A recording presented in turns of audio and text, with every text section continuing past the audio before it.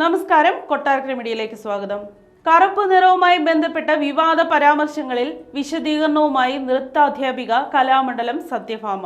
University കലോത്സവത്തിൽ വിധികർത്താവായിരുന്ന ഷാജിയുടെ ആത്മഹത്യയെക്കുറിച്ചായിരുന്നു പ്രധാനമായും അഭിമുഖത്തിൽ പറഞ്ഞതെന്നും, എന്നാൽ കലോത്സവത്തിലെ കള്ളക്കളികളെക്കുറിച്ചുള്ള പരാമർശം വിവാദമായില്ലെന്നും ആരും വിവാദമാക്കിയില്ലെന്നും സത്യഭാമ ഫേസ്ബുക്കിൽ കുറിച്ചു.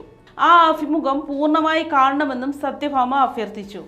66 വയസ്സുള്ള ഒരു സ്ത്രീയുടെ വിൺവാക്കാണെന്ന് കരുതി താൻ പറഞ്ഞതിനെ തള്ളിക്കളയാമായിരുന്നുവെന്നും ആരെയും വേദനിപ്പിക്കണമെന്നോ അധിക്ഷേപിക്കണമെന്നോ ഉള്ള ഉദ്ദേശത്തോടെയല്ല അഭിമുഖത്തിൽ പറഞ്ഞതെന്നും കലാമണ്ഡലം സത്യഭാമ കുറിച്ചു. DNA ന്യൂസ് മലയാളം എന്ന ഓൺലൈൻ ചാനലിൽ ഞാൻ നടത്തിയ ഒരു പരാമർശമാണല്ലോ ഇപ്പോഴത്തെ ചർച്ചാ വിഷയം. ഞാൻ ജാതീയമായും വംശീയമായും ഒക്കെ ആക്ഷേപിച്ചു എന്ന തരത്തിലാണ് പലരും എൻ്റെ വാക്കുകളെ വളച്ചൊടിച്ചത്. എനിക്ക് ചില കാര്യങ്ങൾ കൂടി പറയാനുണ്ട്. യൂണിവേഴ്സിറ്റി കലോത്സവത്തിൽ വിധികർത്താവായിരുന്ന ഷാജിയുടെ ആത്മഹത്യയെക്കുറിച്ചായിരുന്നു പ്രധാനമായും ഞാൻ ആ അഭിമുഖത്തിൽ പറഞ്ഞത്. എന്നാൽ കലോത്സവത്തിലെ കള്ളക്കളികളെക്കുറിച്ചുള്ള പരാമർശം വിവാദമായില്ല, ആരും വിവാദമാക്കിയില്ല.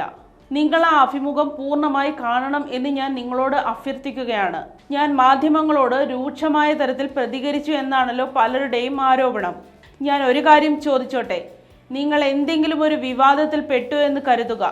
അതിരാവിലെ മാധ്യമപ്രവർത്തകർ എന്ന് പറഞ്ഞ് ഒരു കൂട്ടം ആളുകൾ നിങ്ങളുടെ വീട്ടിൽ കയറി വന്ന് നിങ്ങളോട് ഒരു കുറ്റവാളിയോട് പോലീസ് പെരുമാറുന്ന രീതിയിൽ സംസാരിച്ചാൽ, നിങ്ങളെ പ്രകോപിപ്പിച്ചാൽ നിങ്ങളാണെങ്കിൽ എങ്ങനെ പ്രതികരിക്കും? ഒരു സാധാരണ മനുഷ്യൻ ചെയ്യുന്നതേ ഞാനും ചെയ്തുള്ളൂ.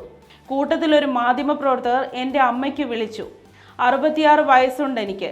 ആ എന്നെയാണ് ചില മാധ്യമപ്രവർത്തകർ വീട്ടിൽ കയറി വന്ന് അധിക്ഷേപിച്ചത്. അതുകൊണ്ടാണ് കുറച്ച് രൂക്ഷമായ ഭാഷയിൽ എനിക്ക് പ്രതികരിക്കേണ്ടി വന്നത്. ഒരു മദ്യപാനിയോ തലയ്ക്ക് വെളിവില്ലാത്ത ആളോ ആണ് ഇങ്ങനെ പറഞ്ഞിരുന്നതെങ്കിൽ ഞാനത് ഉൾക്കൊള്ളുമായിരുന്നു. ഒരു രാഷ്ട്രീയ നേതാവിനോടാണെങ്കിൽ അവരിങ്ങനെ ചെയ്യുമായിരുന്നോ?